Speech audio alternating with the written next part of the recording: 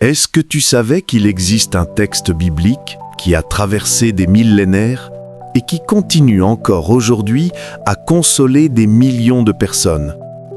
Un texte qui parle de paix, de confiance et de victoire, même au milieu des tempêtes de la vie. Ce texte, c'est le psaume 23. « L'Éternel est mon berger, je ne manquerai de rien ». Si tu veux comprendre la puissance de ce psaume et comment il peut transformer ton quotidien, reste avec moi jusqu'à la fin. Et avant de continuer, abonne-toi dès maintenant à cette chaîne. Clique sur le bouton rouge, active la cloche de notification et rejoins cette famille spirituelle où nous partageons chaque semaine prières, psaumes et méditations bibliques. Lecture du psaume. L'Éternel est mon berger, je ne manquerai de rien. Il me fait reposer dans de verts pâturages.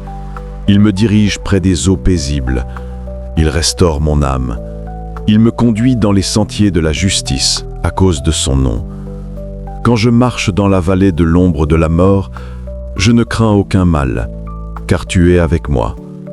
Ta houlette et ton bâton me rassurent. Tu dresses devant moi une table, en face de mes adversaires. Tu induis ma tête et ma coupe déborde.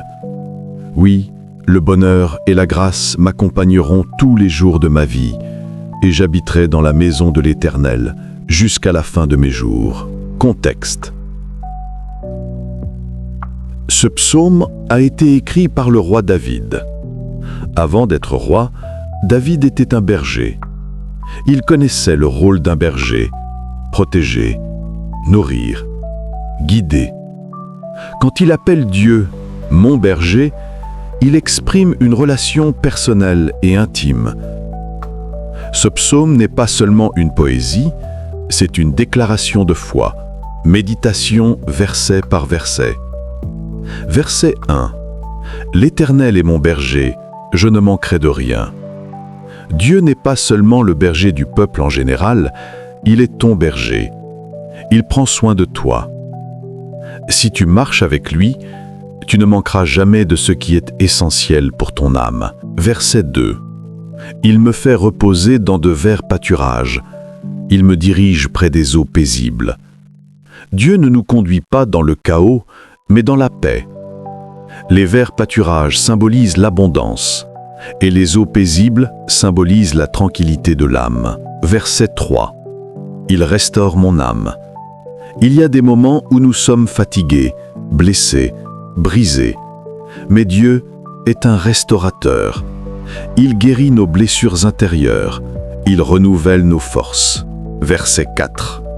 Quand je marche dans la vallée de l'ombre de la mort, je ne crains aucun mal, car tu es avec moi. Ta houlette et ton bâton me rassurent. Verset 5. Tu dresses devant moi une table, en face de mes adversaires. Tu induis ma tête et ma coupe déborde.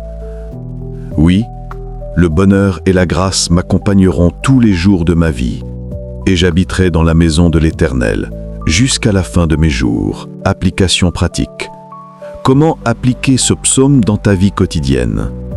Quand tu as peur, récite-le comme une déclaration de foi. Quand tu es fatigué, médite chaque verset pour trouver la paix. Avant de dormir, proclame « L'Éternel est mon berger » et laisse sa paix envahir ton cœur. Quand tu traverses une épreuve, rappelle-toi, même dans la vallée, tu n'es pas seul. Prière. Prions ensemble. Seigneur, merci d'être notre berger. Merci de nous guider, de nous protéger et de restaurer nos âmes. Seigneur, je te présente mon frère, ma sœur qui regarde cette vidéo. Tu connais ses luttes, ses blessures, ses angoisses. Rassure-le, Seigneur. Conduis-le dans tes verts pâturages. Remplis-le de ton esprit et fais déborder sa coupe de bénédiction. Que ta grâce et ton amour l'accompagnent chaque jour de sa vie. Au nom de Jésus-Christ. Amen. Le psaume 23 n'est pas seulement un chant ancien, c'est une promesse vivante, valable encore aujourd'hui. Alors, si cette méditation t'a fortifié, abonne-toi dès maintenant à cette chaîne. Clique sur le bouton rouge, active la cloche de notification et rejoins cette famille spirituelle où nous partageons chaque semaine prières, psaumes et méditations bibliques. Partage cette vidéo à quelqu'un qui traverse un moment difficile. Tu peux être un canal de bénédiction pour lui. Que Dieu te bénisse abondamment.